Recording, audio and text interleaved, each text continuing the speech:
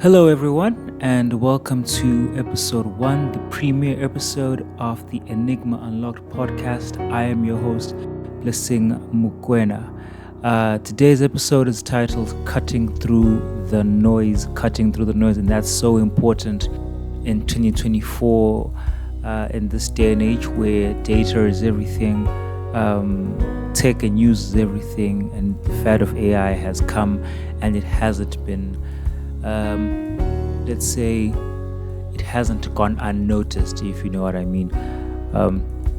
But basically, this is a podcast that's going to talk about business, tech, personal development, professional development, any kind of education, anything that can help anyone. We'll sort of just try and touch on topics that are interesting, not just to yourself, but maybe help you unlock the enigma in all of you.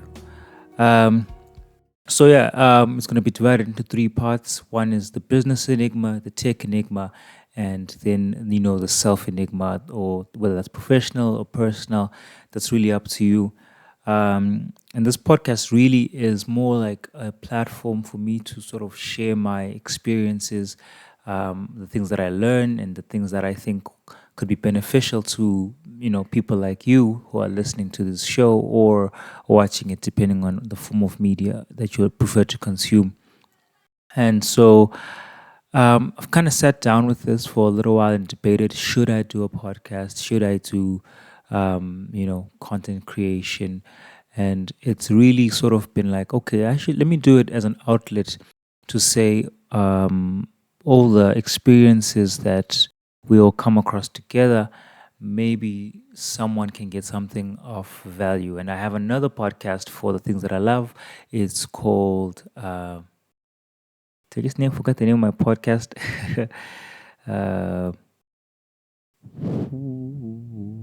podcast is titled Who's Gonna Be Last on the Brakes. It's a Formula 1, Formula 2, Formula 3, so that's racing. There'll probably be a link to it somewhere around here if you want to check it out. That'll be super cool. That's only if you're into F1. Otherwise, stick to the Enigma and let's take this wild ride together. So let's start off with business, the business enigma. How do you become a business enigma? So some of you listening are probably entrepreneurs. If you come from the same country that I come from, which is Zimbabwe, you are probably an entrepreneur. Everyone here is an entrepreneur, or at least owns a small business. A lot of people have trouble telling the difference between, like a small business and a startup, or an entrepreneur and someone who just owns a small business.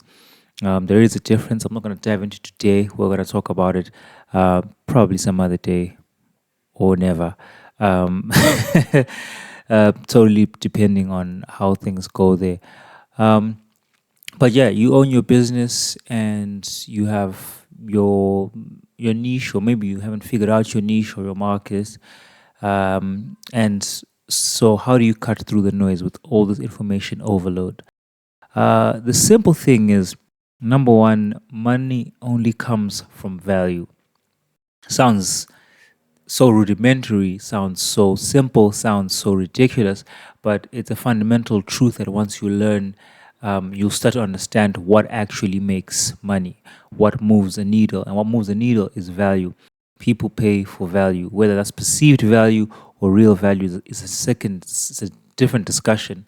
The first discussion is it has to provide value. So if you're a hairdresser, the value that you provide is doing people's hair. People do their hair, they try the new hairstyle, you cut their hair, they look good, they feel good. That's value. And a lot of people on the internet are now teaching you to sell courses, or they're selling courses on how to get rich quick, and selling fads like YouTube automation, YouTube faceless channels. For a while, it was crypto, NFTs. And there's always the next sort of gold rush, the next sort of mine, trading, all these things. But if you keep in mind that the first step is value, what is the actual value that I'm giving here? If yours is to teach, then the education that you give people who sign up to your course or sign up to your school or whatever it is your profession is, that's the value that you give them, and that's what makes the actual money. So once you establish that, like let's say for example, you want to run a laundromat business, and you say, okay, I've got the value is people get their clothes washed professionally, cleanly, quickly, all those nice things. And then you have to think about, okay, once I've positioned myself in the market for whatever my business is, how do I cut through the noise? Because that's what we're talking about today, cutting through the noise. And this is where you have to think about what kind of advantages can you have. Look into things like SWOT analysis, where you look at the strengths, the weaknesses, opportunities, and threats. So basically, you're looking at the strengths. What are your current strengths of your business? Like, what advantage might you have over competitors? You look at weaknesses, the strengths as well, of course, of your competitors as well. You look at their weaknesses and your weaknesses, and you try to see where can I find what we call opportunities. This is where can you capitalize? Where is there a gap in the market? And then what are the threats? So what are other people doing? What are external forces doing? Or are some threats coming from within? What's actually happening? And once you start analyzing these sort of things, you start to position yourself to eventually find your what we call your USP. USP, unique selling point. So what's unique about you? Why should I, use your business instead of someone else? And sometimes it can be as simple as your charisma, your personality, your customer care. People feel like family around your small business, which is really where a small to medium business should lie. It should lie right between, in that sweet spot between having a personal touch and also still delivering high quality work.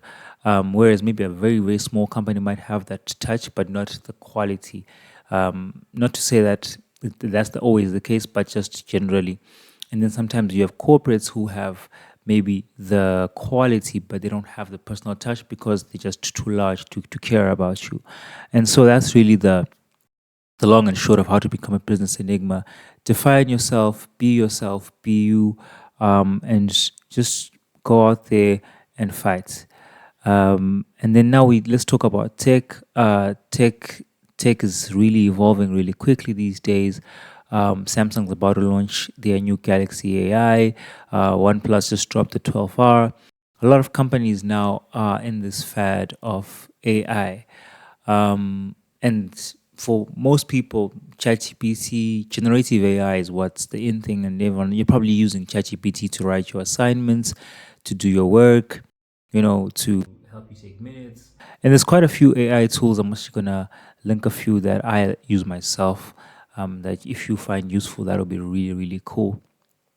But there's this lingering question that talks about, will AI replace my job? AI is going to replace us. It's going to be cyborgs, Skynet, evil in a very short space of time. And the reality is that while AI will probably replace a lot of jobs, it won't replace all the jobs. What do I mean? So when you talk about AI, think about make it very simple and talk about RACI charts. For those of you who don't know what a RACI chart is, this is just a framework to just figure out who is responsible, who is accountable, who needs to be consulted, and who needs to be instructed. So RACI, RACI. Maybe someone somewhere in the world says Reiki. I don't know. RACI charts is what I call them. Yeah. So responsible, this is the individual or group of persons that are responsible for, let's say the delivery of a certain item. Accountable, this is who does the buck stop with for this item, like if a decision is made, who takes the brunt, who takes who's accountable for that decision or those actions. And then consulting is basically like, okay, who do we ask about this? Who do we like have a back and forth and get insights about this thing? And then instructed is the doing part, like what are we instructing? Who are we instructing to actually execute this task or this thing? And so AI, you'll find, is very good at instruction. It's being instructed. AI can do a lot of things. Microsoft's Copilot and OpenAI's GPT store is very fantastic at helping people create their own little transformers, GPTs, basically that can do so many different things. So it's really good at executing tasks, reports, reading PDFs, summarizing, a bunch of different stuff. And it's also really good at being consulted. You can come here and ask AI and say, what are the top 10 poorest countries, and just bang, what's this? Especially uh, Bard, Claude, Copilot, those are connected to the internet, and they can quickly respond to your requests as quickly as possible. So AI is great for consulting, coming up with first drafts, first sources of information, as well as instructing. But AI can't be responsible for actions. It can't be accountable for actions. Humans will still need to fill those slots to be accountable, to be responsible for effectively anything.